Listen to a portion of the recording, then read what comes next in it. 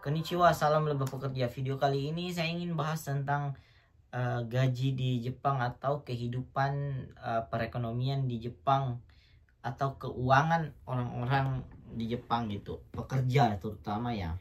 Ini aku fokus kepada pekerja karena aku udah ngobrol dengan banyak orang di Jepang untuk pekerja. Jadi ini kesimpulan yang aku dapat ya. Dari berbagai visa. Ada yang menggunakan visa magang, visa TG, specific skill worker, visa student, sama visa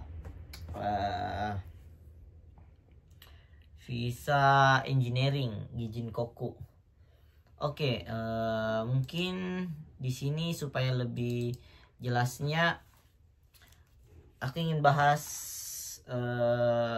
keuangan yang mereka ceritain ke aku dengan beberapa visa itu. Jadi 4 visa magang, visa TG, visa gakse atau student, dan visa S1, visa engineering. Oke, di sini kayak kita bahas dari visa magang. Dari mungkin modal yang mereka butuhkan untuk ke Jepang itu kayak visa magang rata-rata yang aku dengar tuh dari proses belajar sampai berangkat itu mungkin rata-rata yang aku dengar di bawah 50 juta. Start dari 25 juta sampai ke 50 juta. Bahkan sebenarnya ada beberapa orang yang aku dengar juga sampai 70 juta, 80 juta, 100 juta untuk berangkat ke Jepang gitu. Karena mungkin masalahnya di LPK-nya yang pindah-pindah atau dilempar sana lempar sini oleh pihak LPK itu sendiri. Nah itu jeleknya kalau LPK yang kita pilih tidak kredibel gitu. Selanjutnya itu ini mereka enaknya visa magang itu adalah kebutuhan hidupnya di Jepang itu banyak ditanggung sama perusahaan penerima, karena seperti tempat tinggalnya mereka biasanya itu di cover full, tapi ada juga yang setengahnya, kebanyakan setengah sih. Menurutku mereka lebih di naomi gitu oleh pihak perusahaan di Jepang sama pihak kumiai atau pihak ketiga dibanding visa lain. Mereka tuh rata-rata gajinya tuh range-nya 20 sampai ini kotor ya 20 sampai 30 jutaan. Yang soal bersihnya itu mungkin kebanyakan mereka tuh di angka 12 rata-rata. Ya paling kecil tuh 12 yang aku dengar bersihnya ya, sampai dengan gila sih 27 sampai 28 juta ada bersihnya segitu. Temanku di Hyogo, prefektur Hyogo, ya jobnya gemba sih, cuman mereka tuh bersihnya bahkan sampai 27-28 bahkan ya. Tapi nggak selalu, cuman mereka di atas 20 bersihnya. Tapi ada juga yang gitu, yang 12, 13, 14, 15, tergantung perusahaan sih sebenarnya. Karena ada perusahaan keluarga, ada perusahaan emang gede. Kadang perusahaan keluarga itu lebih kecil tapi lebih nyaman untuk bekerja dibanding perusahaan besar, tapi tekanannya juga besar gitu. Cuman gajinya gede. Perusahaan kecil kan gajinya ya banyak disyukurin aja sih. Cuman nyaman kerjanya kalau perusahaan kecil. Oke, selanjutnya visa TG. Visa TG itu atau visa Takotegino Specific Skill Worker itu kayak visa yang punya keahlian khusus dalam satu bidang, yang kayak perawat lansia, pengolahan makanan, kayak restoran dan sebagainya, hotel, cleaning building. Banyak lah, jadi mereka itu spesifik di bidang itu gitu, kerjanya cuma di bidang itu. Sedangkan magang, ya magang juga sama sih gitu, cuman lebih kayak general. Ada beberapa teman yang cerita tuh magang tuh kayak kadang random disuruhnya gitu, bukan sesuai pekerjaannya. Sedangkan TG ini modal yang mereka keluarin untuk ke Jepang itu di kisaran kalau mandiri bahkan ada yang cuma 15, di bawah 10 bahkan. Kalau mandiri ya mungkin generalnya itu start di angka 25 juta sampai dengan angka 50 juta. Itu yang aku dengar dari proses belajarnya sampai berangkatnya. Ya emang besar sih kalau kita hitung langsung banyak, tapi kalau ikuti prosesnya tuh dibagi kecil-kecil supaya terasa ringan sih. Itu dari angka 25 juta sampai range-nya itu 50 juta kalau nggak salah deh, iya, untuk visa Toko Tegino. Cuman itulah, Toko Tegino tuh ujiannya lebih banyak di awal, sedangkan magang tuh ujiannya berjalan terus.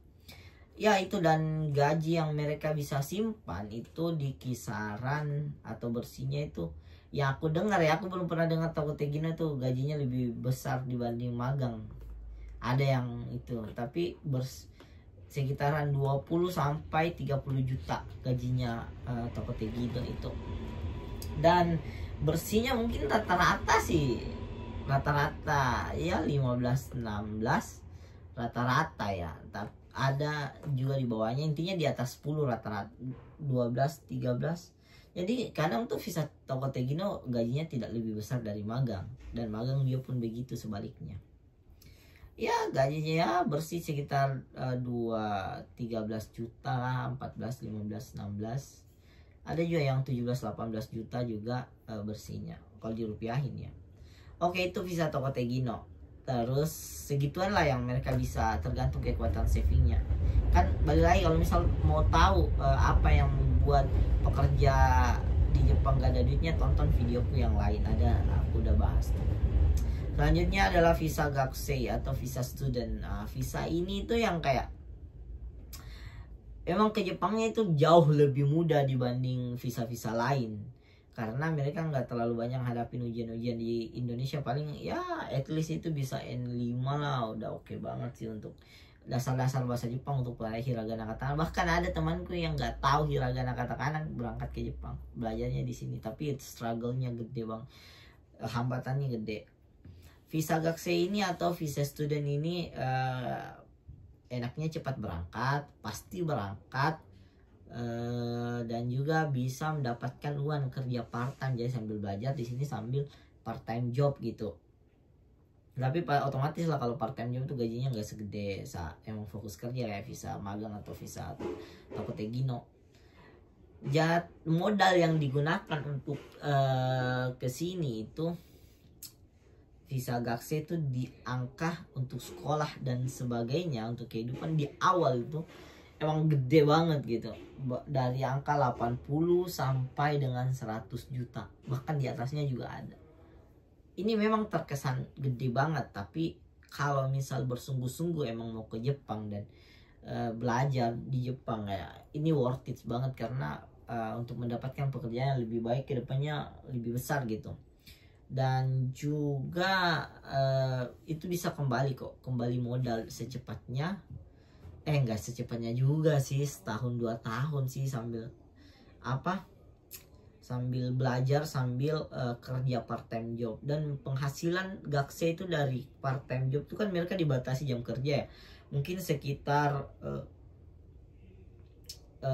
berapa ya, 10 juta lah kalau satu part time, 10 mang lah, 10 jutaan lah, 8 sampai untuk satu part time job. Jadi makanya aku ada kenalan tuh, mereka part time jobnya kadang lebih dari satu, walaupun dibatasi ya, cuman ya akal-akalin aja kita bertahan hidup gitu di negara orang. Jadi visa Gakusei segituan lah keuntungannya tuh, mungkin kayak 10 jutaan lah rata-rata, bisa dibayar untuk apartemennya 5 juta untuk dan kebutuhan hidup selebihnya, dan kirim ke orang tua kalau masih kuat gitu. Jadi disitu struggle-nya. Terus selanjutnya visa engineering. Visa engineering itu visa yang harus S1 ya, teknik atau jurusan, intinya kuliah dulu kalau visa engineering. Visa engineering ini gue rata-rata ya yang pernah aku tanyain tuh nggak jauh beda sama visa Tokotegino untuk modal awalnya, sekitar 20 sampai berapa. Tapi ada bahkan yang dikirim sama perusahaannya untuk visa engineering atau Gijinkoku di Jepang. Jadi ya luar biasa lah. Mereka ini ada yang ngeluarin duit, ada yang enggak. Kalau by sponsorship mah di cover semua. Tapi mereka juga keluar kok dari angka 20 sampai 40. Ya segituan lah. Sama sih, nggak terlalu jauh sama visa Tokotegino. Dan penghasilannya itu bahkan jauh lebih besar dibanding visa-visa lain. Setauku ya, harusnya. Cuman yang aku wawancarain itu nggak nyampe juga segitu, nggak nyampe. Paling di angka ya 15 sampai bersihnya 20 bersihnya. Ke kotor mungkin lebih ya. Ya. Itu sih, jadi bersih itu mereka bisa tabung ya kecil juga.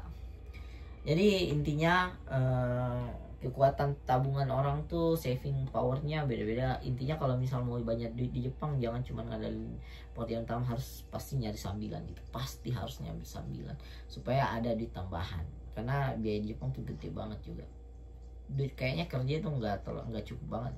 Cukup sih cukup, tapi kayak misal kalau misal ingin dapat lebih harus nyari tambahan. Oke, itu aja. Ini mungkin agak sudah terlalu panjang 11 menit. Jadi aku bahas 4 visa ini, modalnya berapa, yang bersihnya bisa dapat berapa. Ya itulah, semoga kalian ada gambaran gitu tentang di Jepang gitu. Entah kalian masih di Indonesia atau udah di Jepang. Oke, kalau ada yang kurang atau kelebihan tolong di komen. See you. Salam. Matane.